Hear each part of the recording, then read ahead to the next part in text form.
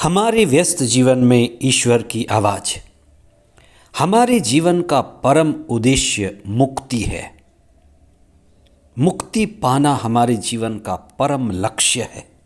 संत मार्कुस के सुसमाचार अध्याय 15 पद संख्या 39 मार्कुस के सुसमाचार का सबसे प्रमुख वाक्य है। शतपति का वाक्य, रोमी सिपाही जो गैर यहूदी था उसका वाक्य, ईसा को मरते हुए देखना और यह कहना कि निश्चय ही यह मनुष्य ईश्वर का पुत्र है। खजूर का रविवार 2024 प्रभु ईसा के दुख भोग का प्रारंभ।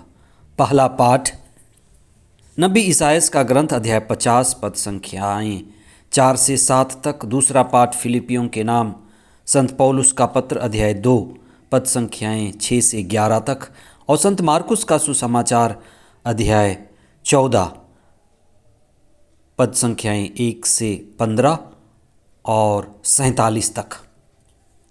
40 का ये विशेष समय हमारे लिए एक लंबी साधना का समय है।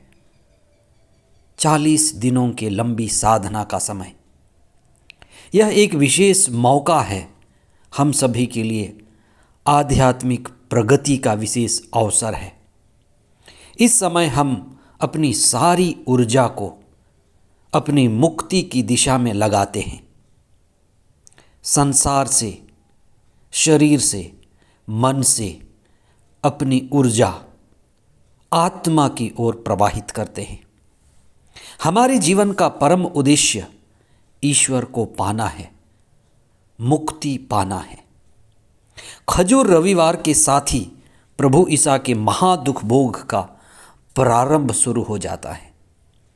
खजूर इतवार ईसा के यरूशलेम में बड़े धूमधाम से प्रवेश करने को अनुभव करना है।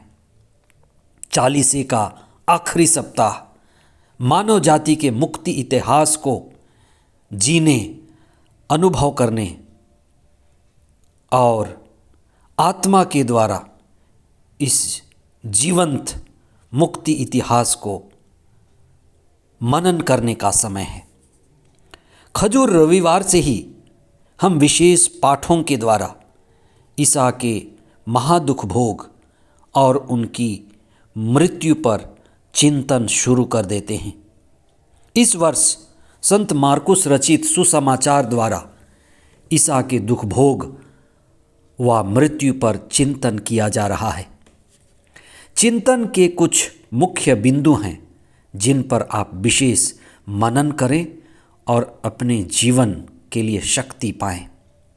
सबसे पहली बात, ईसा एक राजा के रूप में घोड़ों और रथ में नहीं, लेकिन बड़े विनम्र ढंग से गधे में सवार होकर यरूशलेम में प्रवेश करते हैं।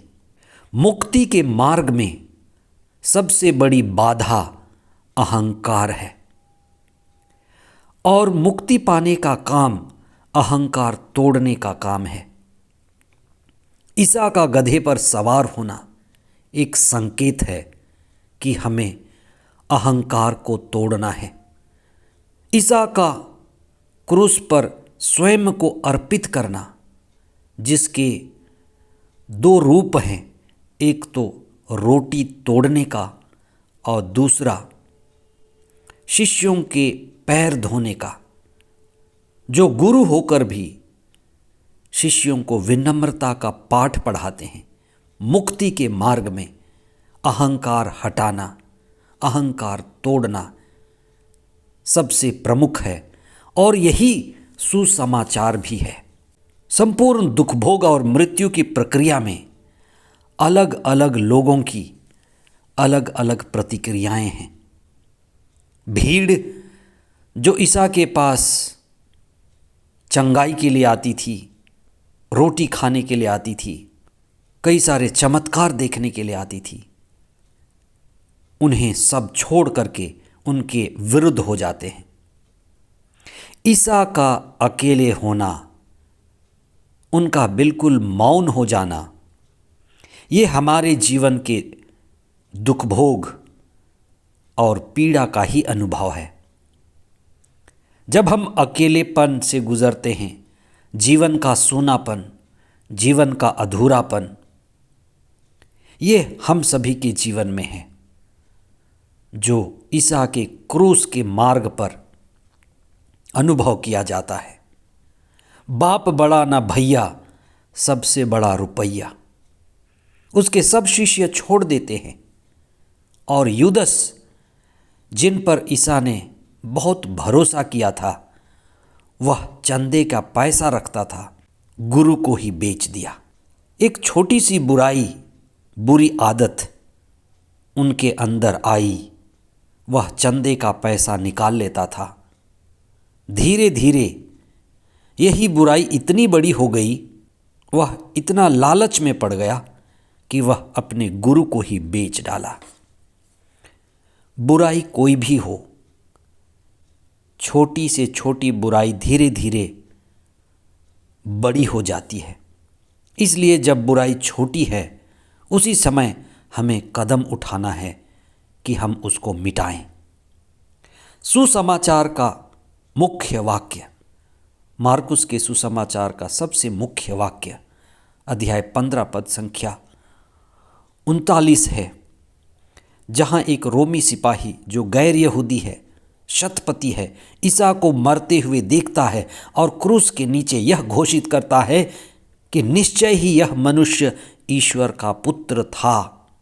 निश्चय ही ईसा ईश्वर के पुत्र थे। इसी के साथ सुसमाचार की घोषणा पूरी होती है। आज के पहले पाठ में ईसा के विषय में ईसायस ने ईश्वर के पुत्र सेवक की जो भविष्यवाणी की थी, वह पूरी हुई।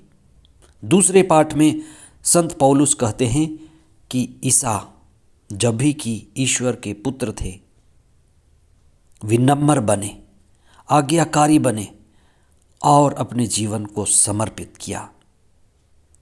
यही कारण है कि वे प्रभु और मसीह बने। आइए हम आग चालीसे के इस विशेष समय में, चालीसे के आखिरी पुण्य सप्ताह में ईसा के दुख भोग और मृत्यु पर सम्मिलित हों और अपने जीवन को प्रभु को समर्पित करते हुए उनके दुख भोग मृत्यु समारोह में भाग लेकर अपने जीवन के मुक्ति के लिए कदम उठाएं। दुख भोग और मृत्यु के द्वारा अपनी मुक्ति की ओर गति करें। अहंकार को तोड़ करके अपने जीवन को समर्पित करें और कृपा पाएं। आमीन।